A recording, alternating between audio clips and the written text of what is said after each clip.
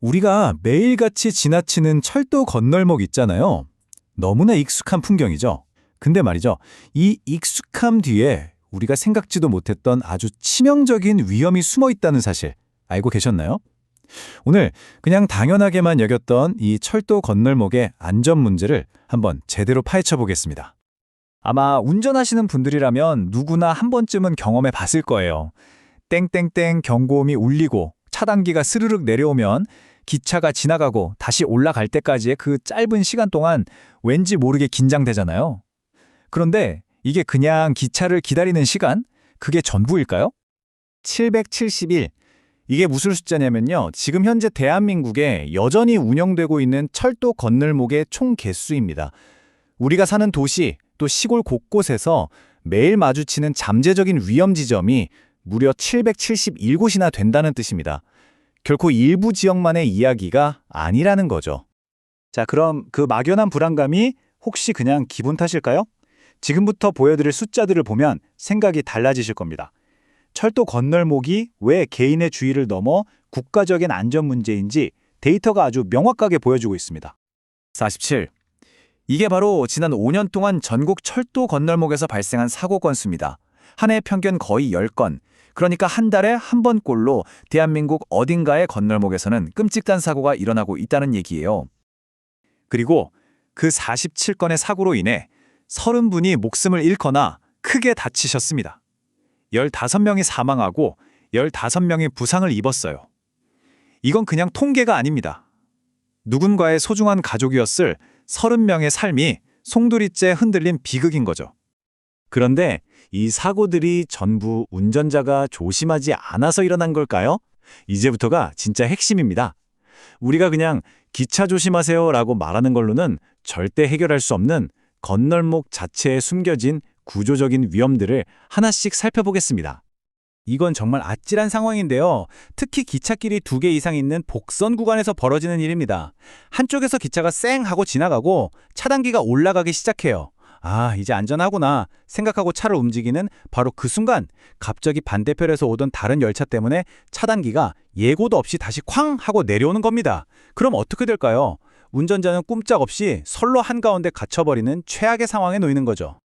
여기에 기차의 속도 문제가 더해지면 위험은 훨씬 더 커집니다. 전국 건널목 중에 무려 91곳은 시속 100km가 넘는 기차가 통과해요. 심지어 시속 140km를 넘는 거의 KTX급 고속 열차가 지나가는 곳도 15곳이나 됩니다. 이 정도 속도면요, 우리 눈에 기차가 보였다 싶을 땐 이미 너무 늦은 겁니다. 운전자의 아주 작은 실수가 곧바로 대형 사고로 이어질 수밖에 없어요. 우리가 여기서 기차의 아주 냉정한 물리 법칙을 하나 알아야 하는데요. 시속 160km로 달리는 열차가 비상 브레이크를 밟아도 완전히 멈추기까지 최소 1km가 필요합니다. 축구장 10개를 합친 거리예요. 이게 무슨 뜻이냐면 기관사가 건널목 위에 있는 차량을 눈으로 확인한 순간엔 사실상 할 수 있는 게 아무것도 없다는 의미입니다.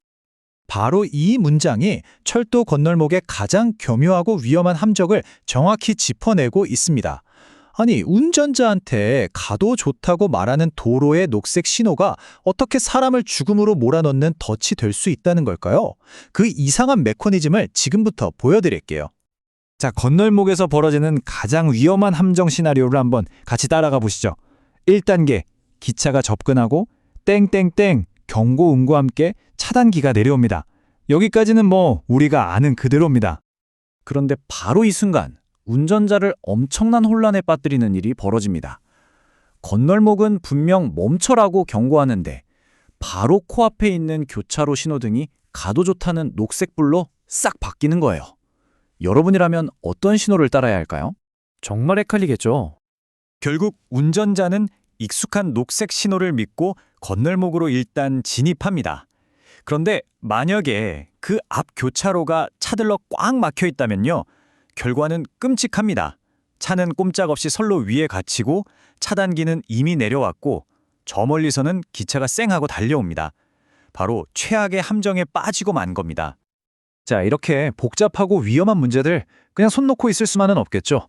다행히도요, 이 문제를 해결할 아주 명확하고 스마트한 방법들이 있습니다. 사고 터지고 나서 수습하는 게 아니라 아예 사고를 미리 막는 예방 중심의 해법들 지금부터 한번 살펴보겠습니다. 여기서 해결의 핵심 키워드가 나옵니다. 바로 체감 안전성이라는 개념인데요. 이게 뭐냐면 그냥 사고가 몇 건 났는지 세는 걸 넘어서요.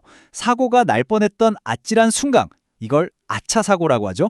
이런 급정거 사례나 시민들이 여기 너무 위험해요 라고 느끼는 불안감까지 전부 데이터로 관리하자는 겁니다. 한마디로 불이 나기 전에 연기를 미리 감지해서 예방하자는 아주 혁신적인 접근법이죠. 이 체감 안전성을 높이기 위한 구체적인 4단계 계획은 이렇습니다. 먼저, 안전의 목표 자체를 이렇게 바꾸고요. 둘째, 아차 사고 같은 살아있는 데이터를 적극적으로 수집합니다. 셋째, 이 데이터를 기반으로 위험하다고 판단된 곳은 반드시 개선하도록 법으로 의무화하고요. 마지막으로 가장 중요한 건데요. 도로 신호랑 철도 신호를 법적으로 연동시켜서 아까 봤던 그 혼란의 근원을 아예 없애버리는 겁니다. 아니, 이렇게 명확한 해결책이 있는데 왜 아직도 현실은 바뀌지 않는 걸까요?